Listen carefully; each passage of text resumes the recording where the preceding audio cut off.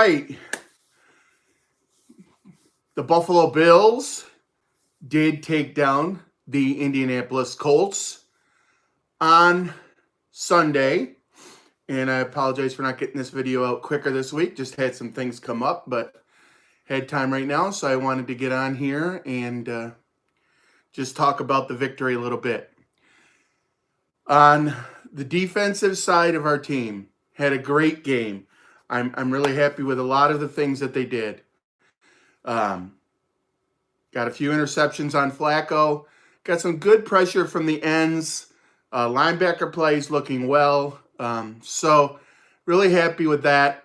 I'd like to see a little bit more from our defensive tackles up the middle.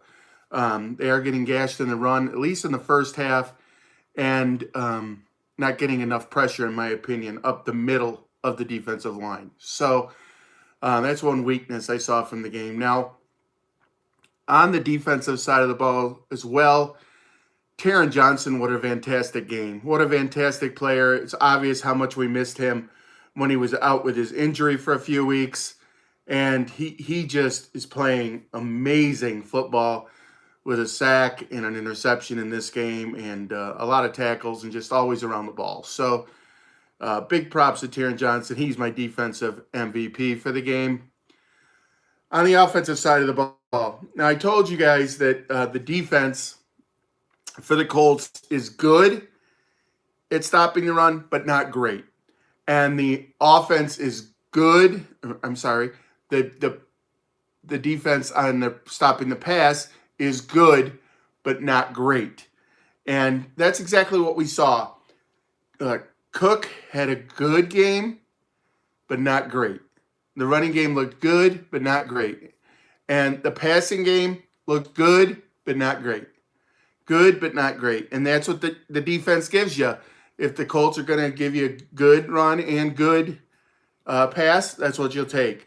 Now, part of the problem with the passing game was the injuries. And, you know, the Bills are really missing Keon Coleman and Amari Cooper with these injuries. And unfortunately, Coleman's already been marked as unavailable to play in this Sunday's game against the Chiefs. Don't know the status on Cooper. And then Dalton Kincaid also went down with injury during this game.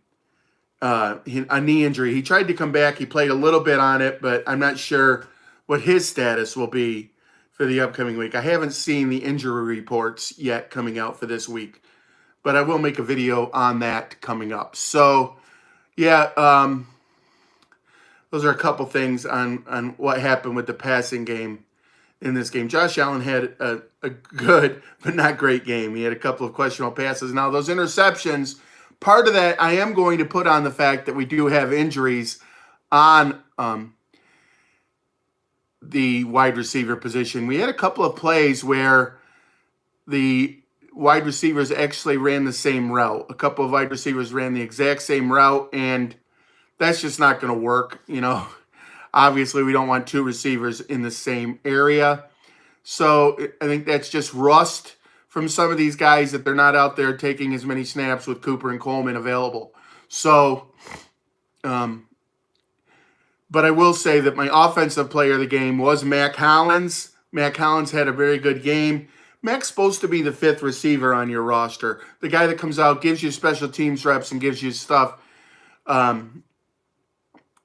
that you don't really see from, you know, your number one or number two wide receivers. And Mac does play well on special teams. And, you know, this game, he not only made some good catches and got downfield, got open, but he also was blocking his butt off. And Mac Hollins is very good at that and very impressed with what he did during the game. Now, at this point in the video, I just want to ask everybody that is watching, if you please could like this video and subscribe. I'd really appreciate it. It really helps. The more likes we're able to get on these videos and the more people were able to subscribe, and then push that bell notification button so that every time I do go live, you get a notification of it. But if you could give me a like and subscribe to this video, that would be awesome. the other things coming out of this game, boy, did the Bills Mafia take over the Colts Stadium. Pat McAfee even said it on his show. Coaches and after the game from both sides were talking about how loud the stadium was. I know Jordan Phillips, now back with our team from the Cowboys, was trying to get the guys to make noise. He loves doing that. I think he might want to, after watching him try to chase Flacco, one of the slowest runs I've ever seen in my life, he may want to conserve his energy a little bit on the plays than to getting the crowd going. But getting the crowd going is important, and hopefully we're able to do that this weekend as we take on the Chiefs. As you know, crowd noise does. I really think it makes a big difference in games.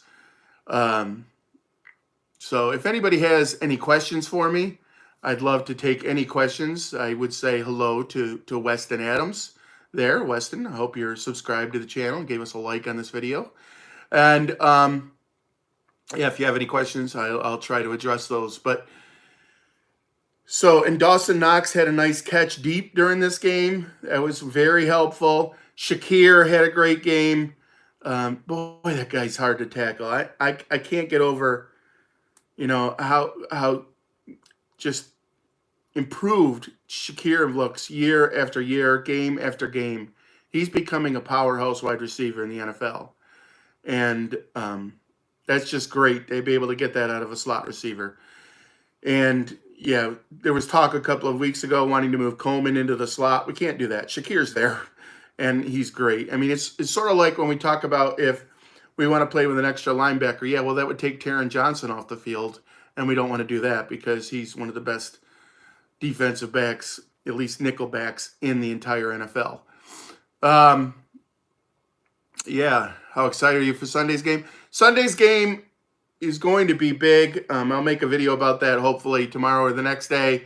But the Chiefs coming to town is a big deal. Travis Kelce, obviously a fantastic tight end. I think Pachinko was just ruled out for the game there, and that's going to help the Bills as we really struggle with this running game situation where we're giving up a lot of yards in the first half. I don't know what the difference is. I know that part of it is the Bills get a lead in the second half, and the other team has to start getting away from the running game. But I really think that's night and day. I mean, night and day. We're giving up over 100 yards in the first half and then nothing in the second half. Like this last game, I think it was 107 to Jonathan Taylor and then 7 in the second half. I mean, that's just amazing stats, no matter what the defensive scheme has changed to, or the offensive scheme. So, yeah, we've got that coming for us. This is a big game, but you know what? We have a 4.5 game to 5 game lead in the AFC East right now, so we've got to start thinking about that as well as we head into the playoffs. We should be a playoff team because if we can hold a 4.5 to 5 game lead right now in the AFC East, and that's all you need to do to qualify for the playoffs, then we probably shouldn't be in the playoffs. There's only like 7 games left in the regular season. So, and you say it's a 4.5 game lead because the Dolphins haven't played enough games, so they're a half a game difference, but we've beaten them twice, so really it's 5 games because even if we tie them, we'll have the tiebreaker of head-to-head. So this Chiefs game will be just amazing. I'm not sure if we're going to it yet. It's the one game during the season that we debated whether we wanted to go or not, just because we've already seen the Chiefs and the ticket prices are going through the roof. So we may just take advantage of people paying such high ticket prices and see if someone wants to buy our tickets. And if they don't, that's fine too. We'll just go to the game and cheer on our beloved Buffalo Bills. I really hope that Dalton Kincaid will be available for this game because that's, I think he could play a major role in the game versus the Chiefs, and we need him healthy. So we'll see what happens there, although Dawson Knox did play well, and Quentin Morris is a good tight end, but we need Dalton. Let's just stop with that. We need Dalton on the field. Any other questions from anyone? Again, I'd ask you to please like and subscribe to my channel and hit that bell notification button. Other news for the Buffalo Bills, Matt Milano went back to the practice squad this week. He is practicing with the team. He has his 21-day window open. He will not play this week, and I think that's good. He hasn't played in an NFL game in almost 2 years now, so he needs to have a couple weeks of practice, hope at least, before he's ready to play a game. And with that bye week coming up, that may help as well. And then the San Francisco 49ers, I think, is the game after that. He may play in that game.